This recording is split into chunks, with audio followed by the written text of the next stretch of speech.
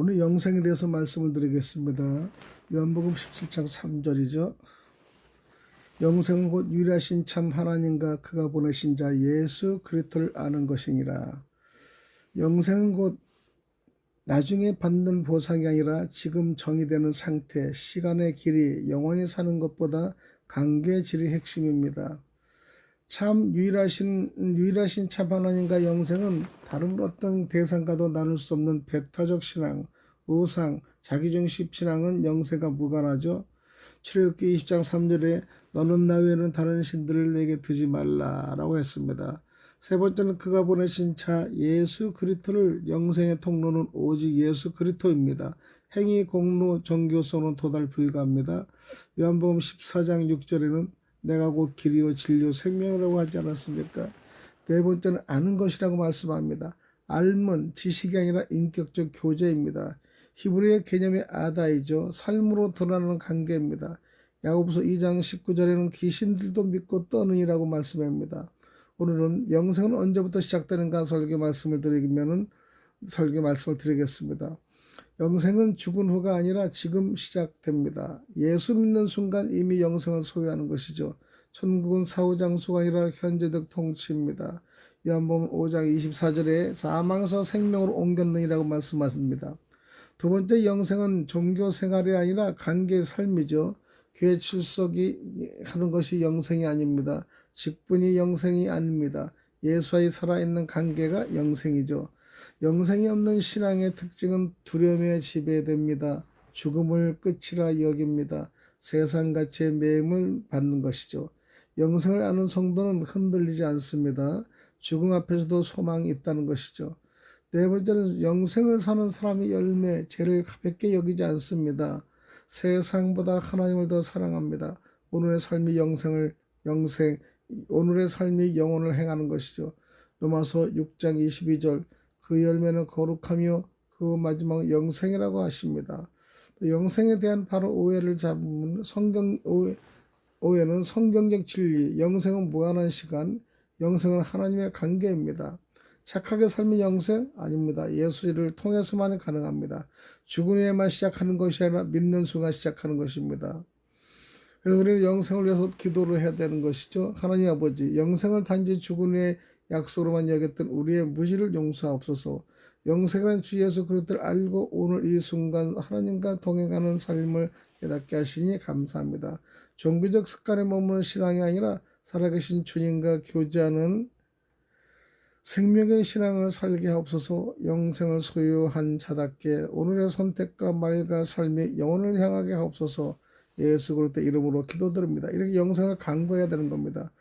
영생은 끝없이 사는 시간이 아니라 지금부터 하나님과 사는 삶이라고 할 수 있습니다. 첫 번째 해석은요, 영생은 끝없이 사는 시간이 아니라 하나님과의 관계입니다. 영생은 곧 유일하신 참 하나님과 그가 부르신 자 예수 그리스도를 아는 것이라고 말씀하지 않습니까?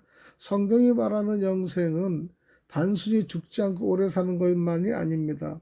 영생의 본질은 시간의 길이가 아니라 관계의 깊이, 하나님과의 관계가 단절된 상태로 아무리 오래 살아도 그것은 영생이 아닙니다. 반대로 예수 그리스도를 통해 하나님과 연결된 사람은 지금 이 순간부터 이미 영생 안에 있다는 것이죠. 핵심 포인트는 영생은 생존도 아닙니다. 영생은 하나님과의 인격적 관계 교제입니다. 요한복음 5장 24절에 보면 사망에서 생명으로 옮겼느니라 여러분 보충을 설명합니다. 미래형이 아니라 현재 완료형 한 줄 요약인데 영생은 죽은 뒤에 시작되는 삶이 아닙니다. 예수 그리스도를 통해 지금 시작된 하나님과의 관계입니다. 영과 혼이 영원히 사는가요? 이에 대해서 여러분 성경적으로 분명히 정리를 하면은 몸과 혼이 본래부터 영원한 것은 아닙니다. 하나님께서는 부활을 통해 영원히 살게 하십니다. 즉 영원성은 인간의 속성이 아니라 하나님의 선물입니다. 영은 영원한가? 성경의 답은 아닙니다. 창세기 3장 19절에 너는 흙이나 흙으로 돌아갈 것이니라. 인간의 육체는 창조된 것, 죄로 인해 죽음과 썩어짐 아래 있습니다. 현재 육체는 반드시 죽음을 겪습니다. 히브리서 9장 27절에 한 번 죽은 것은 사람에게 정해진 것이오라고 합니다.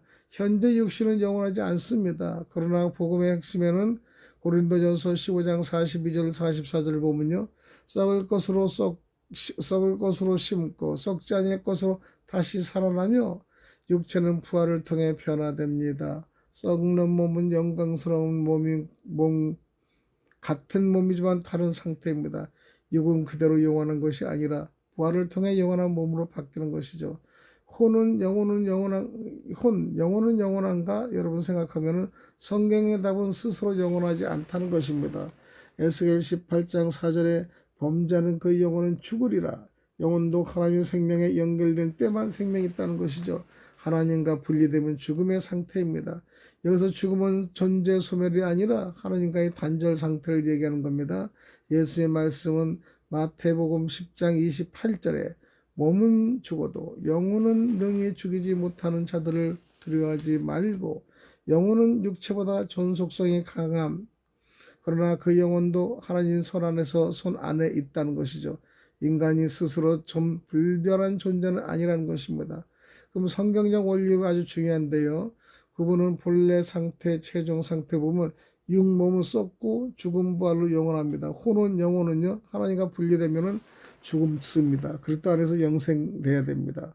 영원성은 인간의 속성도 아니요 하나님의 선물입니다. 로마서 6장 23절에 하나님의 윤사는 그리스도 예수 안에 있는 영생이라고 말씀합니다. 육과 혼은 본래 영원하지 않으나 예수 그리스도 안에서 부활과 영생을 선물로 받습니다. 영혼은 원래 불멸이다. 성경적이 아닙니다. 육은 버려지고 혼만 산다. 성경적 아닙니다. 성경은 몸과 영혼 모두 부활과 심판을 받습니다.